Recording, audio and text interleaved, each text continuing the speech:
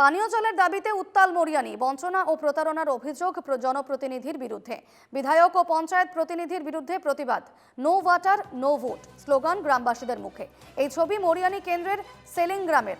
গ্রামবাসীদের অভিযোগ, সরকার আসে সরকার যায়, কিন্তু গ্রামে পানীয় জলের সংকট মেটাতে কোনো সরকারি পদক্ষেপ নেয় না। এমনকি গ্রামে রাস্তা নির্মাণেও গুরুত্ব দিচ্ছে না সরকার। তাই এবার ভোট বয়কটের ডাক।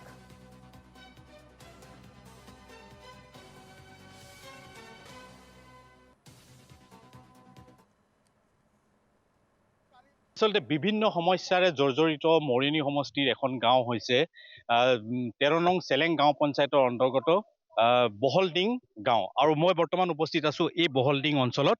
আৰু এটা প্ৰতিবাদী কাৰ্যসূচী এই গাঁৱৰ ৰাইজসকলে লোৱা দেখা গৈছে। আচলতে ক'ব লাগিব যে আচলতে মৰিয়নি সমষ্টিৰ বিধায়ক শ্ৰীযুত ৰূপজ্যোতি কুৰ্মী আৰু পঞ্চায়ত প্ৰতিনিধিসকলক তেখেতসকলে আহ্বান কৰিছে যে তেওঁলোকক তেখেতসকলে বঞ্চনা কৰিছে। তেখেতসকলৰ বিভিন্ন দাবী আছে। আৰু যিহেতুকে এই অঞ্চলৰ আমি আহি দেখিব পাইছো যে গ্ৰাউণ্ড জিৰ' ৰিপৰ্ট আমি দেখুৱাইছো যে এই অঞ্চলৰ বাট পথ অতিকৈ শোচনীয়, বিশুদ্ধ খোৱা পানীৰ কোনো ধৰণৰ ব্যৱস্থা নাই। আৰু তেখেতসকলৰ বিভিন্ন ধৰণৰ সমস্যা আছে। প্ৰধানমন্ত্ৰী আৱাস যোজনা গৃহ এই অঞ্চলত আচলতে ৰাইজে এতিয়ালৈকে পাবলৈ সক্ষম হোৱা নাই। মোৰ সৈতে স্থানীয় ব্যক্তিসকল আছে, মই তেখেতসকলৰ পৰা জানিব বিচাৰিম। হয়, আজি যি চৰকাৰখন চলি আছে, বিশেষকৈ প্ৰতি জেগাত তেওঁ কৰি আছে, তেওঁ কাম বন ভাল পাইছে। বহুত ৰাইজ আমিও বেয়া পোৱা নাই, ভালে পাইছোঁ।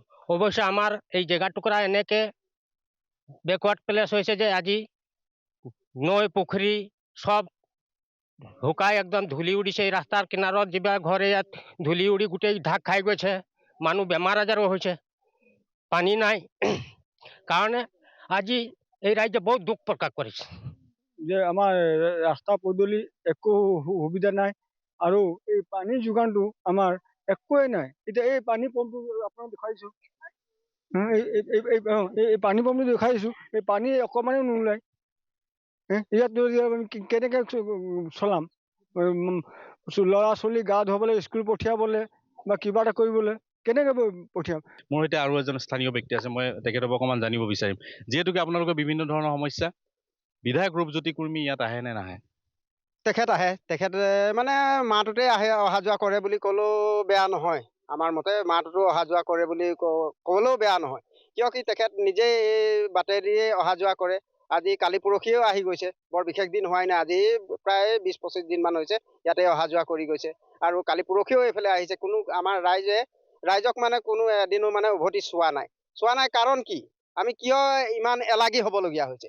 যে কি দুখ কৰি থৈছোঁ যে আমাৰ ইমান এলাগী কৰিছে? কিন্তু তেখেতে যে আমাৰ এই আজি খোৱা পানী সমস্যাটো সমাধান কৰি দিব পৰা নাই। আজি আপুনি চাবলৈ গ'লে মানে কি হ'ল, পকা ৰাস্তাটো পকীকৰণ হ'ব লাগিছিলে। অত বছৰ হৈ গ'ল, প্ৰত্যেক বছৰে আজি আহে, প্ৰতিশ্ৰুতিহে, অকল প্ৰতিশ্ৰুতি বুলিহে আমি মানিবলগীয়া হৈছে। মানে তেখেত আহে আমাক মানে এই বিগ বাবুল, সৰু ল'ৰাক বিগ বাবুল দিয়া নিচিনাকৈ এইটো বিগ বাবুল লোৱা বুলি কয়, কিন্তু খাবলৈ নাপাওঁ আমি। আমাৰ আলি বনাই দিব লাগে আৰু পানী যোগান দিব লাগে, তেতিয়াহে আমি ভোট দিম, নিদিওঁ।